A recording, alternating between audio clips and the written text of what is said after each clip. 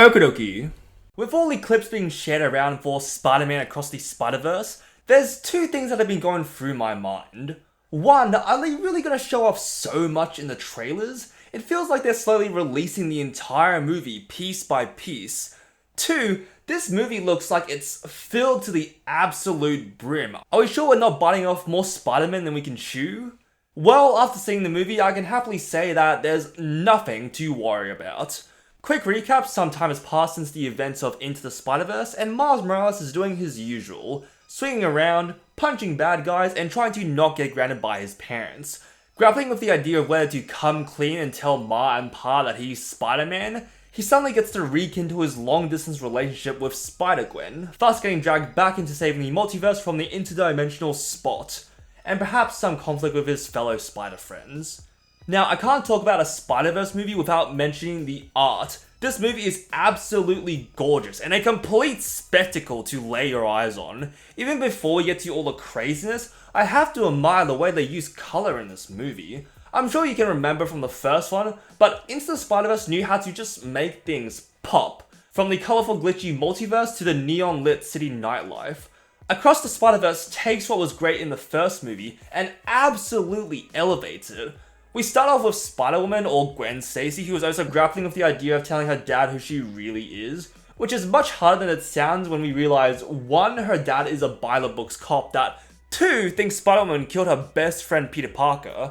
The way they portray this internal struggle through the background is done so well. The way the saturated colors just bleed into reality. I'm probably not going to be able to find a clip for this to show you how good it actually looks, but you probably don't even need me to tell you how beautiful this movie is. And this isn't even going over the actual multiversal aspect. There's so many times where I want to pause this movie, especially during the chase sequence, because we basically have all these different spider people, each with their own unique design and art style, and I can't even savor it in the cinema because action passes by so quick. I almost wish I watched this on a streaming service just so I could go through frame by frame to catch every single element. We have references to comics, cartoons, live action, video games, and even Lego. If you guys remember that viral video where a kid recreated the trailer for Across the Spider-Verse in Lego, we get an entire sequence like that in the movie. And I think it's made by the same kid who's 14 years old. A 14-year-old did this. I can't find the rumor anymore, and it's probably not true. I don't know, somebody please correct me, but I can only imagine the team that was behind blending together this multimedia buffet that we are blessed to experience. Going back to wanting to pause, there's quite a few times where they use comic book dialogue boxes in the first movie, either to give a quick explanation for the multiverse or to create gags out of, which I am unable to fully appreciate because I can't catch everything happening on screen. Luckily, they're mostly stuff of little consequence, but it's almost a little annoying how much I missed on the first watch because of all the information I'm trying to take in. And this is a hilarious movie. The amount of times I laughed out loud in the cinema when we got one of the many spider clips from the many spider peeps. There's this section where Miles is going over what he's been up to between the two movies, and there's a reference to YouTube drama that just had me crying. They even bring back the bagel from the first movie. Like, if I had $1 for every time a multiversal supervillain had something to do with a bagel, I would have $2, which isn't a lot, but it's weird that it's happened twice. It's almost a disservice that I probably missed a bunch of jokes due to not being able to completely keep up when it hits the ground running. I also have to applaud the wide cast of ethnicities here because when you have the entire multiverse at your disposal, you can basically spin the globe and create a Spider-Man from wherever it lands. One that we spend a lot of time with is Earth 5101 or Mumbattan, which is basically Spider-Man if he was Indian. Get it? Manhattan, Mumbai. And he combines his web slinger with a yo-yo, which is just so cool to watch. I don't know the significance of the yo-yo, if India had some big yo-yo craze that I don't know about. I couldn't really find any information about it, so I would love if someone were to enlighten me in the comments below. If there was one thing I could wish for though, it would be having subtitles for this movie. There's a lot of times where Miles speaks Spanish to his family due to the fact that he is Puerto Rican, and I have to basically guess based on feeling on what they're saying because nobody bothered to translate for us. There's also some accents from the wide cast of voice actors that I wish I could get a rewind on just to catch what they say. Strangely enough, the one accent I could not understand was Spider-Punk of all people. Maybe it was all the Cockney slang, maybe his voice was just so deep that it blended in with the ambience of the cinema, but it's like, what are you saying? Why are you talking so low? I can't make out your voice, please, for the love of four, speak up! I do appreciate what they did with Spider-Punk though. I initially thought he was going to be this pretentious and obnoxious love rival that becomes so annoying that it forces the audience to root for Miles to get with Gwen.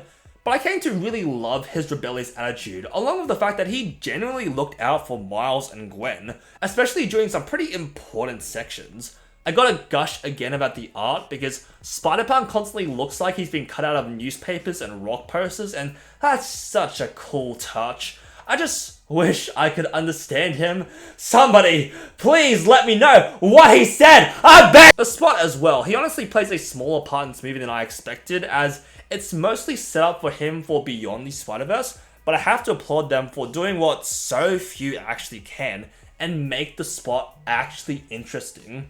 We start with him being a bit of a goofball, failing to rob an ATM in a convenience store, but the more we learn about him, the more he learns to control his own powers and starts to seriously become a menacing threat to Spider-Man. It's sort of reminiscent of how he is in the comics. Nobody took him seriously because of his silly costume, but his interesting abilities coupled with actually competent writers started to bring attention to what he was actually capable of as a character.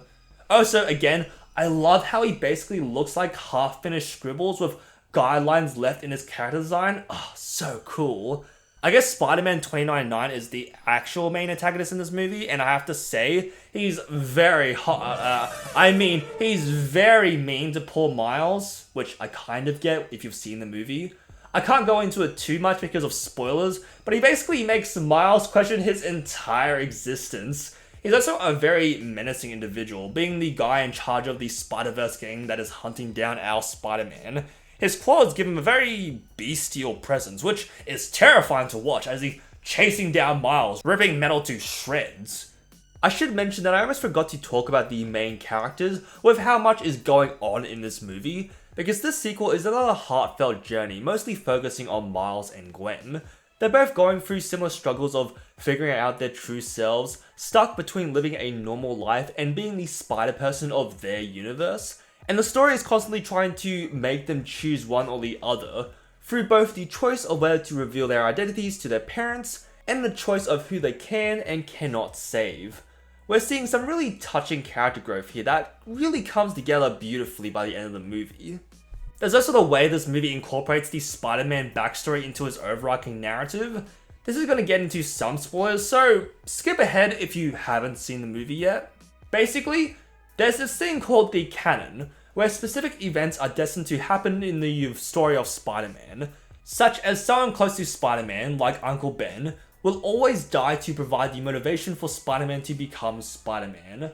Miles finds out that another person close to him is about to die due to this canon, but saving him will throw the universe off track and potentially cause it to unravel and destroy itself, which basically becomes the whole dilemma of why Miles is being chased by Miguel, wanting to change the fate of the canon while everyone else is trying to stop him. We even expand on the glitchy radioactive spider that originally bit Miles, which leads to some amazing developments in the last 10 minutes that I don't even want to spoil. It's actually amazing, and it's criminal that we get left at a to be continued. The fact that I have to wait an entire year before I get to see the end of this trilogy hurts me so much, especially with the cliffhanger we were left at. But honestly, I'm happy to know that this will at least mean one more Spider-Verse for us to enjoy. Spider-Man Across the Spider-Verse is absolutely amazing, and you are doing yourself a disservice if you don't check this out for yourself. Thanks for watching. If you'd like me to be hunted down by the entire Spider-Verse, let me know in the comments below and tell me your thoughts while you're down there. Like and subscribe for more content, let me know if there's something you'd like me to cover. I like to talk about anything that interests me. That's all I wanted to say. I hope you all have a good day.